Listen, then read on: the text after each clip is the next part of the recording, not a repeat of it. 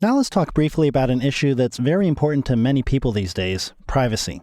To access privacy settings on your device, go to Settings, Privacy. And here you'll find the various privacy options you can manage. The first item is Location Services. Essentially, this is the setting that lets apps know where you are.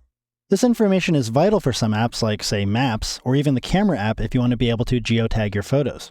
Other apps might want your location information just so the app creators can keep stats on their user base.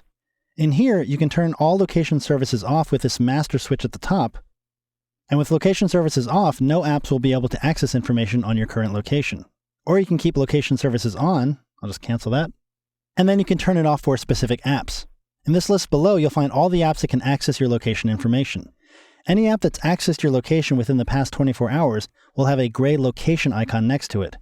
Any apps that are currently using your location information will have a purple icon.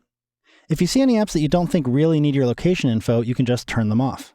For instance, if I don't think this Red Laser shopping app needs my location information, I can just switch it off. Now, the next time I open the app, I might get a request to turn that service back on, but you can generally ignore it if the app works fine without knowing where you are. If you've installed a bunch of apps, you've probably already had to agree or disagree to let an app access your location information.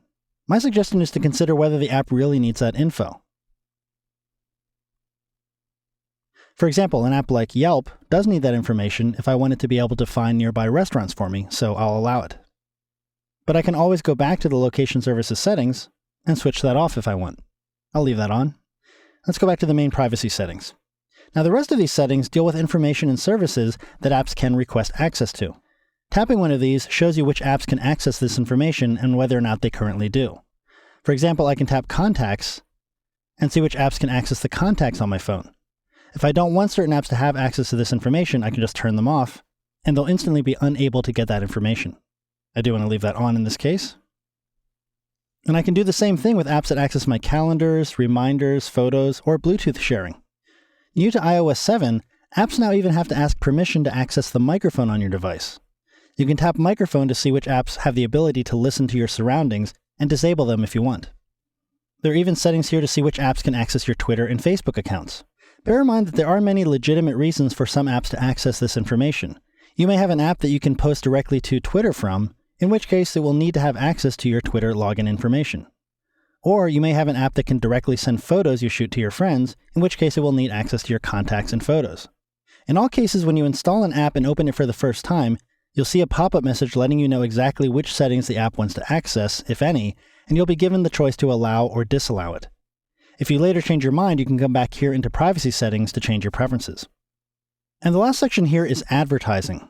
And here you'll find the ability to switch on limit ad tracking.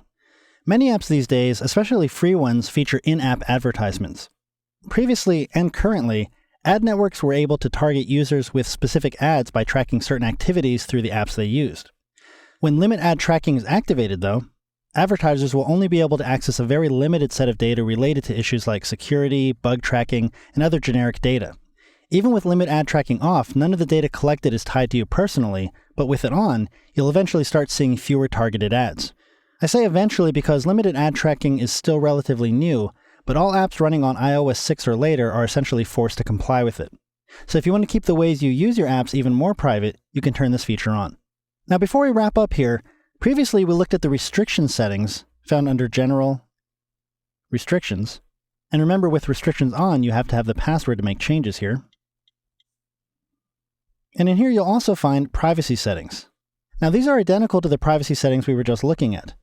The difference is that here you can prevent changes from being made to these privacy settings. Again, if you're a parent and you want to make sure your kids can't change these settings, this is where you can restrict changes.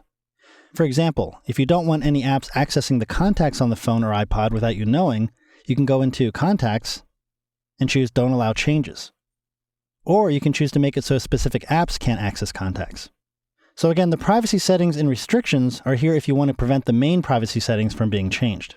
But if you're maintaining your own device, you probably don't have to worry about restrictions, and you can manage your privacy from the main privacies page.